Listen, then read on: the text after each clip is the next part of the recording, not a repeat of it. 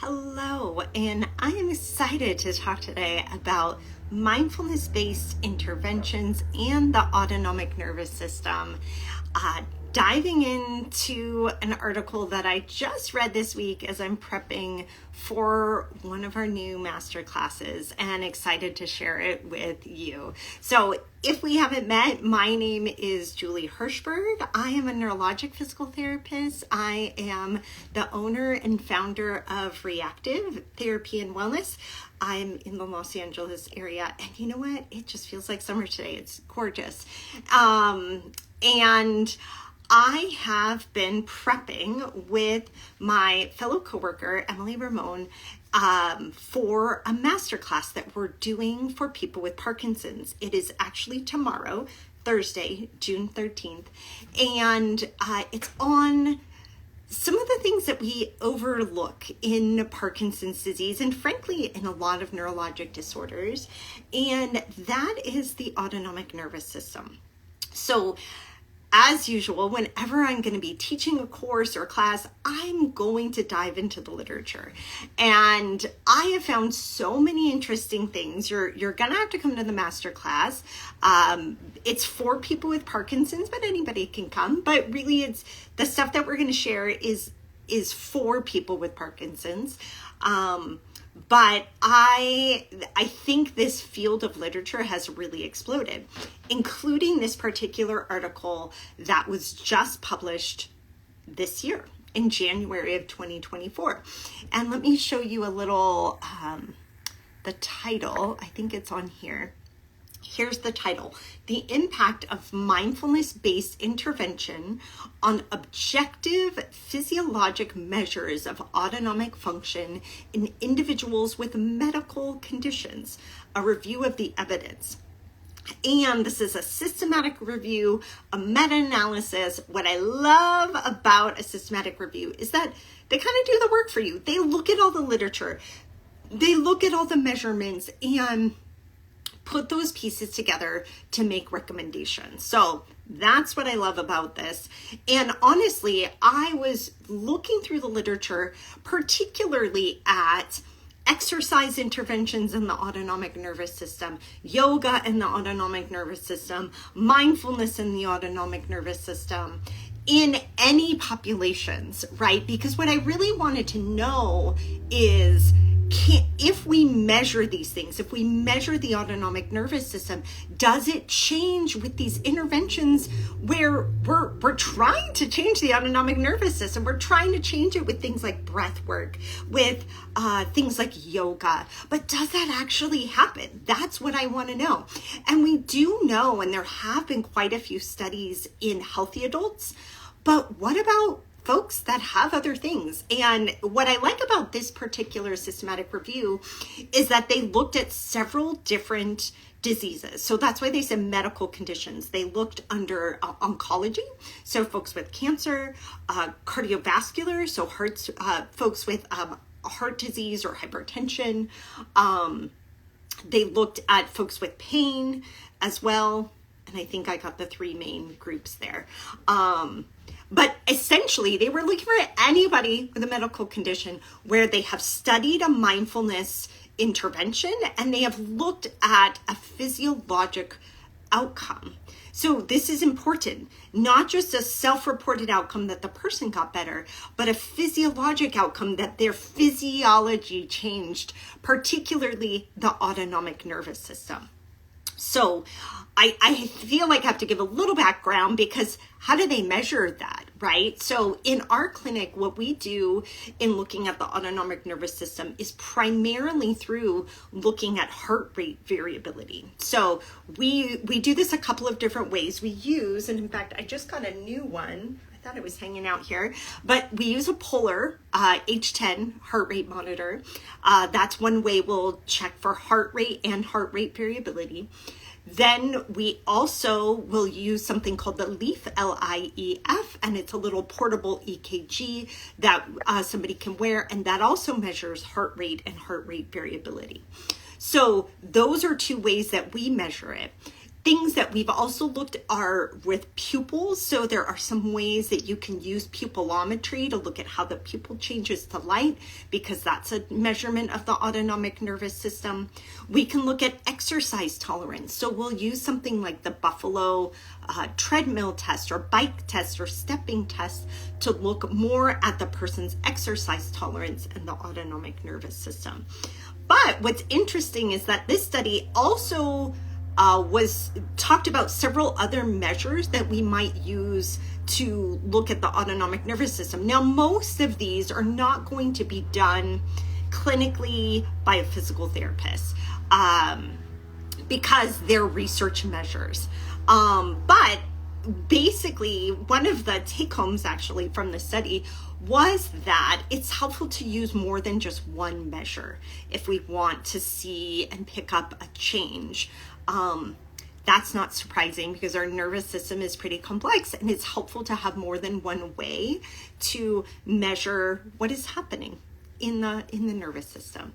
By the way, hey, thank you for joining me live. I just saw Joyce join live. Hi, Joyce, and Megan and Elvira and Anna. I just want to say hi and thank you so much for joining live for these things. I love reading, I love hearing your questions, and I love sharing what I'm learning. So let's dive into what they found. So when someone's doing a systematic review or meta-analysis, they're searching through the literature for all of the ways that a mindfulness-based intervention was studied in folks with a medical condition, and where they used autonomic nervous system physiologic measures to track that.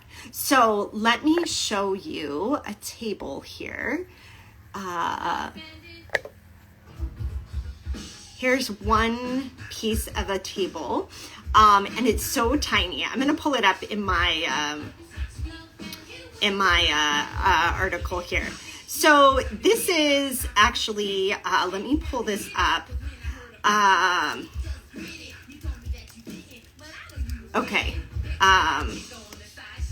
And I'm also, I don't know if you can hear this, but my husband really loves music, and he turned it on in my room here super loud. So if you thought I was having a dance party in the middle of this, I not planned actually, but my husband does like to listen to music, so I had to send him a little message like, not in this room right now. He can listen to it in the other room. Sorry about that if that was loud.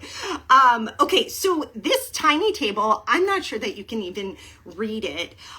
It actually goes through the 10 studies that it found, as well as the level of classification that the study was given based on, let me get the American Academy of Neurology's classifications and levels of evidence. So this, if you were in PT school, you remember this from your evidence-based practice classes, where what they'll do is look at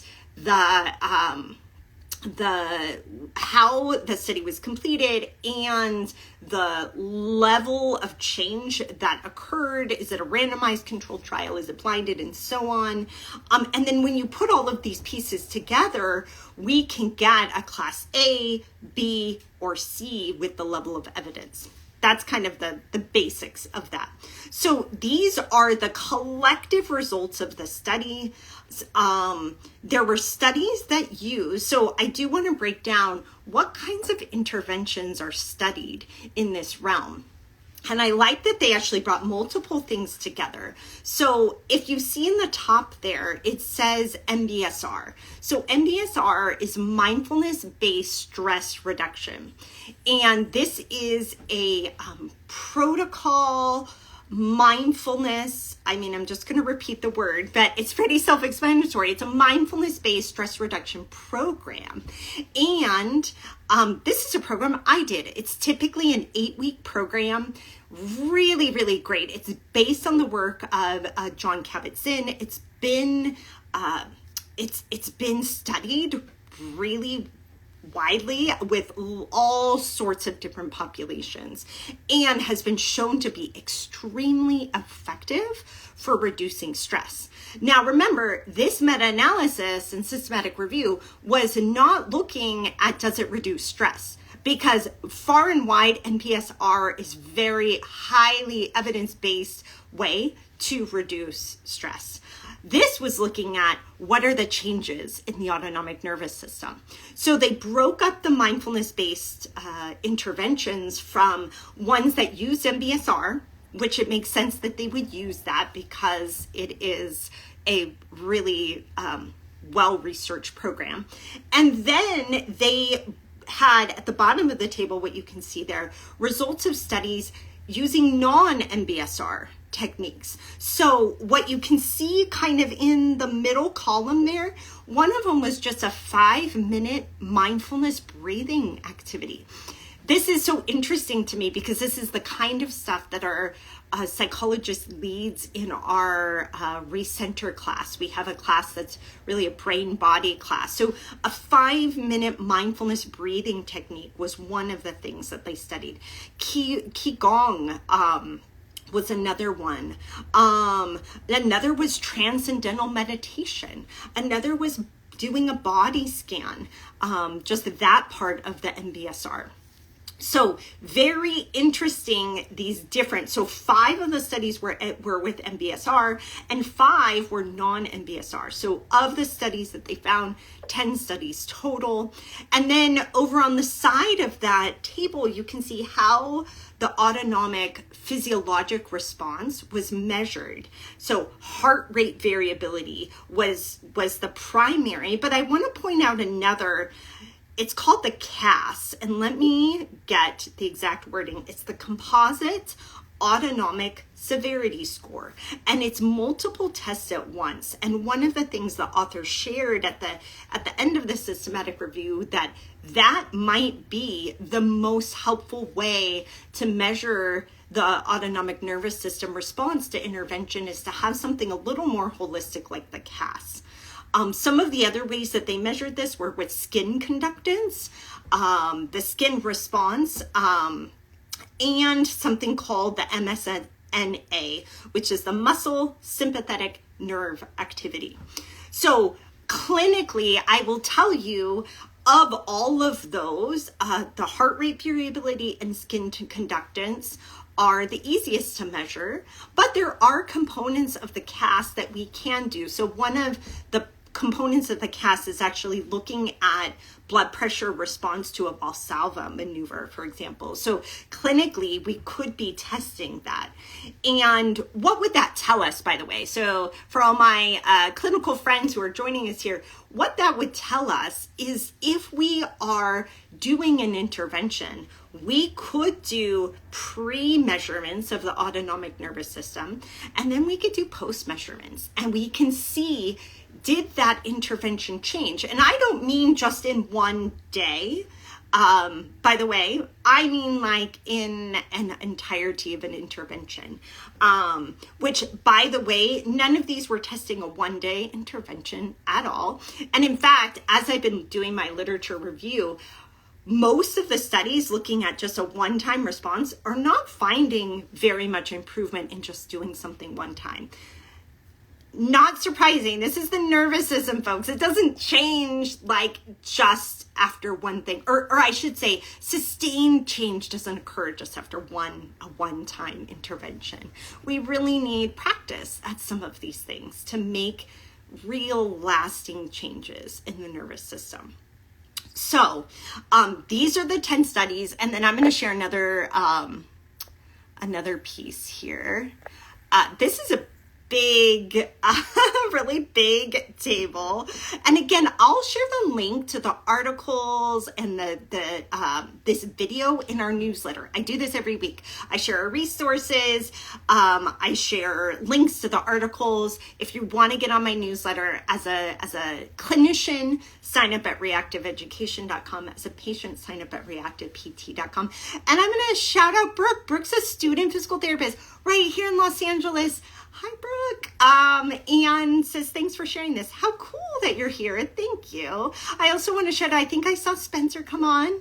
Hi, Spencer. And, Minnie Moo. Hello. I just, love folks that are in our community.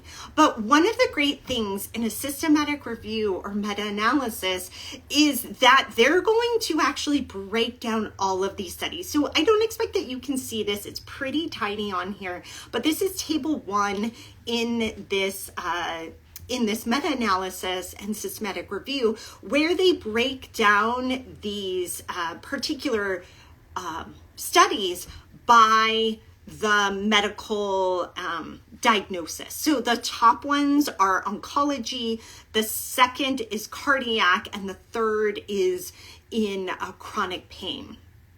And one of the things that you can see in all of these is they were looking at both randomized controlled trials. So we see in the oncology population, which, by the way, the studies in the oncology were the strongest and had the overall, if you combine the effect of all of the studies, the highest level of evidence for recommending some mindfulness-based interventions to improve the autonomic nervous system. But we had the most studies and the biggest studies, right? I also loved in these studies, I don't know if you can see it in here, they actually gave the percent of the folks studied that were women. And in the oncology studies, the first one was 50%, the others were 100, 190, because they were looking at breast cancer, but highly studied in women. Very helpful because a lot of research is not highly studied in women. But one of the biggest, again, take-home points was that this was mindfulness-based interventions were quite effective in improving autonomic nervous system physiology. So again, it's not necessarily symptoms, and hey, the people might have felt great too, but this systematic review wanted to see, can we change the physiology? There was some effect in the cardiac population and also in folks with chronic pain that were studied as well. But again, the strongest response was in oncology. So I think they had 4 studies in oncology, 3 in cardiac, and 3 in chronic pain. So one of the recommendations then, so once you do a systematic review, a meta-analysis, they're going to make a recommendation. And using the AAN level of recommendation guidelines, they said for people with oncology-specific diagnoses that mindfulness-based interventions are possibly effective. That is a strong recommendation. In cardiac, they said basically there's insufficient evidence. And in pain, they said we don't have a lot of data, but that so it's a low level of confidence. And then finally, there was one more group that I'm missing here. Oh no, those were the 3. So oncology, cardiac, and pain. So the other thing that I think is really interesting, and I kind of mentioned this from the start, is the mindfulness-based stress reduction program. So by the way, I highly, highly recommend this program. I did an 8-week program here in the Los Angeles area through a group called Inside LA, and I really loved it. I learned a lot. I think it really changed my own nervous system and really led me on a journey of really learning about myself and my brain and my body. So I highly recommend those, and you can join for free at a lot of them. And what I think is really great is that you kind of can become a part of a program and it keeps you accountable. And that's one of the best things about being in a program with other people. But what I think is really cool is that there were MBSR, so mindfulness-based stress reduction programs that they looked at. And they also found, so I think there was 2 class 2 studies that showed benefit, 1 class 3 and 1 class 4. And the overall recommendations is that this is likely effective with a moderate level of confidence. So that's awesome. What this is saying, and so I'm going to just stop sharing that tiny little table for you. What this is really saying is that when a person who has a medical condition participates in some sort of mindfulness-based intervention, and that could be a wide range of things, their autonomic nervous system can change. Their heart rate variability can improve in direct physiologic measures. And why I say that's good news is because we do these types of intervention all of the time. And maybe you're thinking this is like, is it like, am I meditating? What is this? So it's not just meditation. And I think that's one of the biggest pieces that I really learned in taking my own, doing an 8-week MBSR course, was that it's not just meditation. Mindfulness, when we think about this as a whole, is a presence in the moment. And when we think about a lot of the folks that I work with chronic illness or neurologic disease, it can be extremely challenging to be present in the moment. It's very challenging to not constantly be thinking about your symptoms. At like, if you have multiple sclerosis, like, is something going to come up? Is something going to happen here? Is this going to change? And that not just multiple sclerosis, but many disorders, right? And that can heighten a sympathetic response in the nervous system. We also know that in disorders like Parkinson's, or any disorder where there's dysautonomia, the autonomic nervous system is frankly out of whack.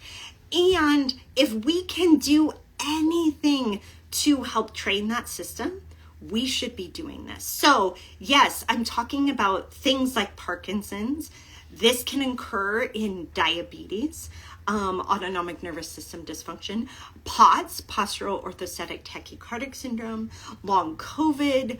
A lot of folks have dysautonomia with that. We see it in peripheral neuropathies. We see it in functional neurologic disorder.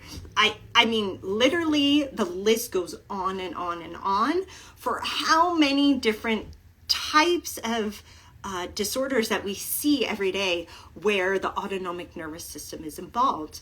And for a lot of those folks, exercise can be very helpful. Exercise and building exercise tolerance can be extremely helpful to train the autonomic nervous system. But some folks actually cannot tolerate exercise, at least not initially.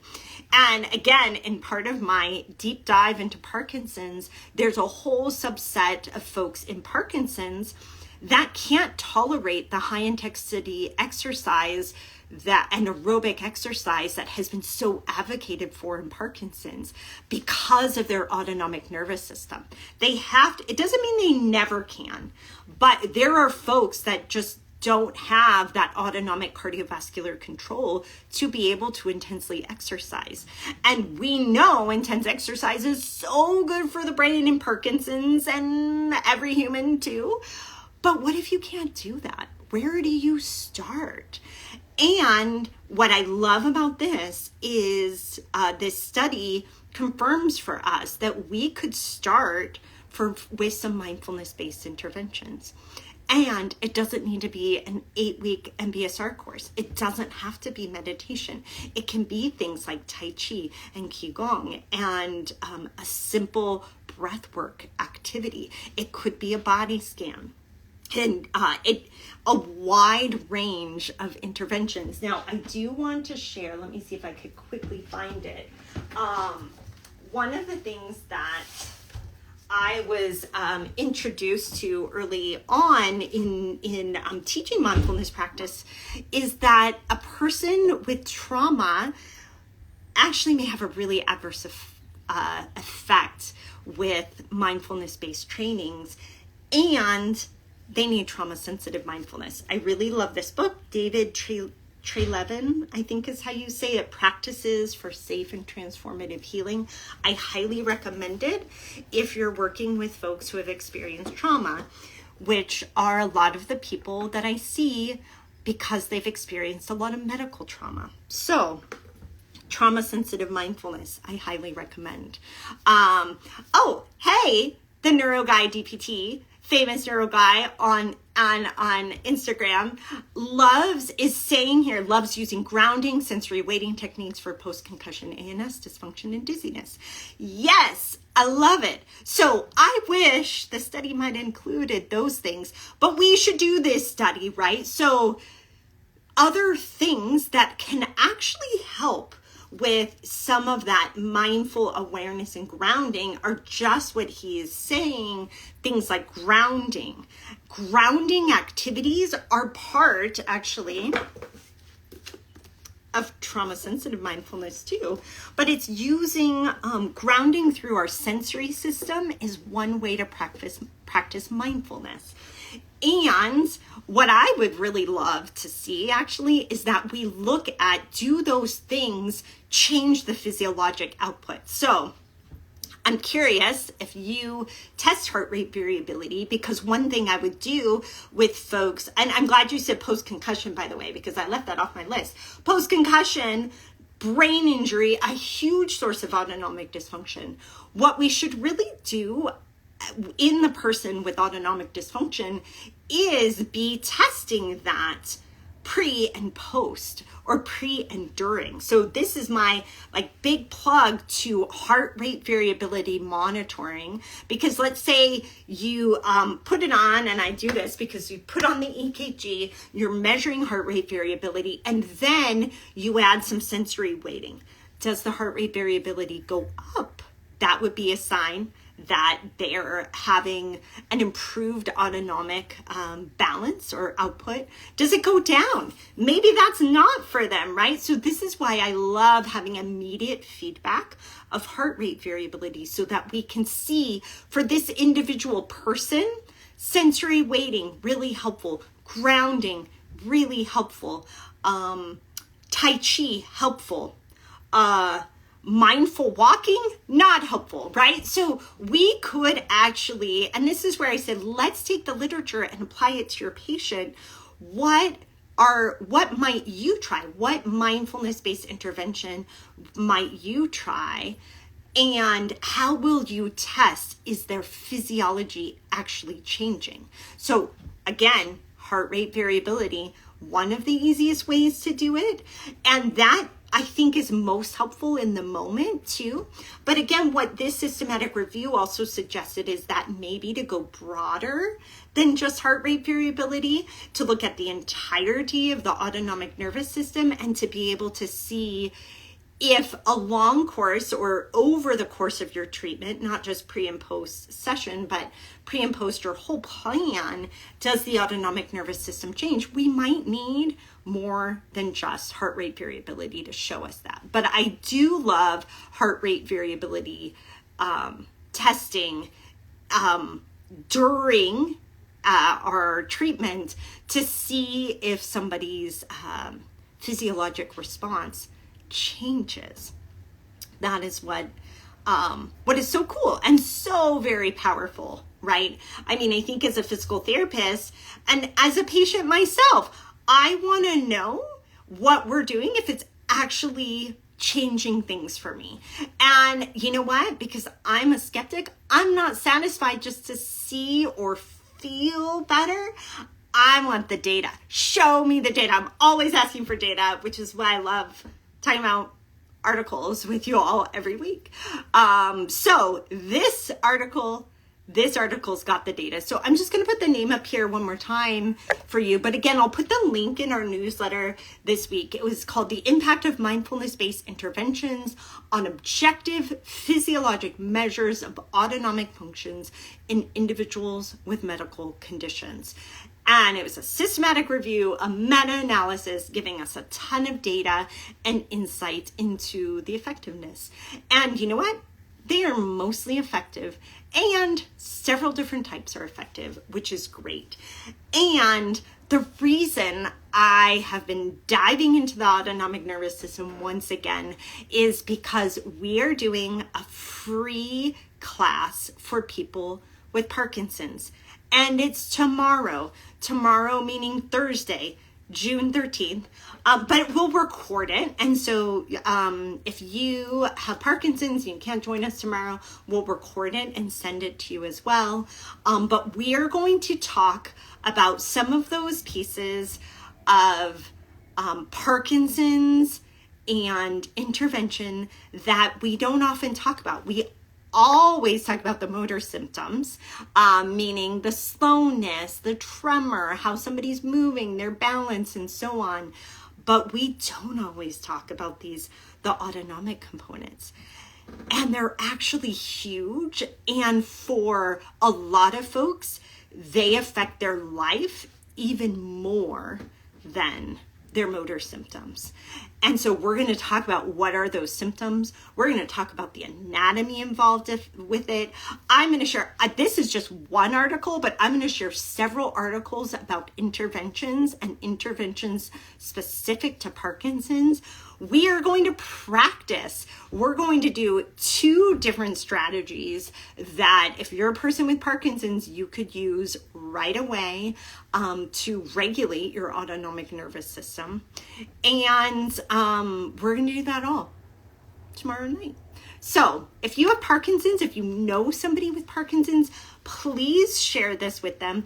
They can sign up. In fact, if you comment on here, I'll send you the link. You can send it to them so that they could sign up for this free class. It's tomorrow night, June 13th. And I'm really excited to talk about something different in Parkinson's. We know exercise is helpful.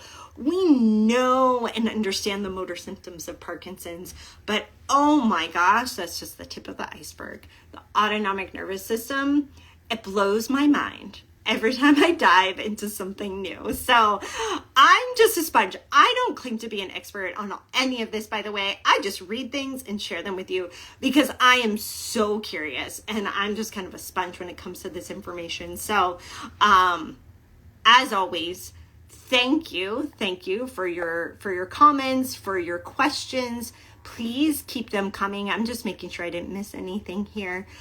Thank you so much for joining me live too. And again, if you know someone with Parkinson's, if you have Parkinson's, please come join us tomorrow night. We're going to talk about all of those things that are not typically talked about in Parkinson's.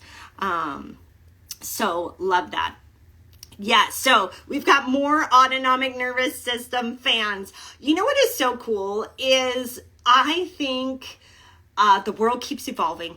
I was not talking about this at all a few years ago, right? So we keep learning more. We keep getting better. The science in neurologic disorders keeps evolving. I think it's just, this is why I love neuro. This is why I love the brain, because it keeps changing. What we know keeps changing. And honestly, I just don't ever want to stop learning. So it's so cool. Joyce, hey Joyce, tomorrow night it's at 5:00 p.m. Pacific time. So around this time, we're going to go from 5 to 6:30. Myself and our Parkinson's program director, Dr. Emily Ramon, who is amazing, we're going to be leading this tomorrow. And again, once we post this video, we actually have a couple of other posts too. You can comment Parkinson's and I'll send you the link to sign up for it. Brooke is saying she would love the link too. Thanks so much for being here, Brooke, and Joyce as well. Thank you all.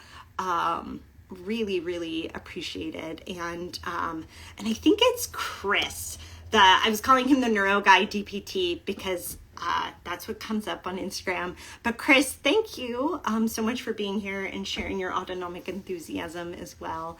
And I hope you all have a good night. If you join us, I will see you tomorrow. All right. Have a good night.